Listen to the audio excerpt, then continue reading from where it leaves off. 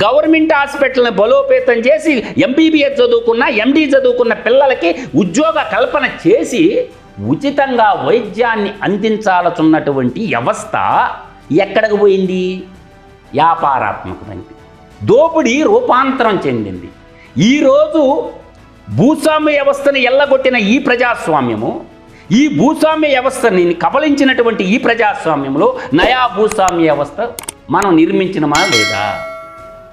కొంతమంది వ్యక్తులు ప్రభుత్వ రంగంలో నిర్మించాల్సిన కాలేజీలు నిర్మించకుండా ప్రభుత్వ రంగంలో ఉండాల్సిన విద్యని ప్రైవేటీకరణ చట్టాలు చేసింది ఎవరు? ఈ ప్రజాస్వామ్యమే కదా.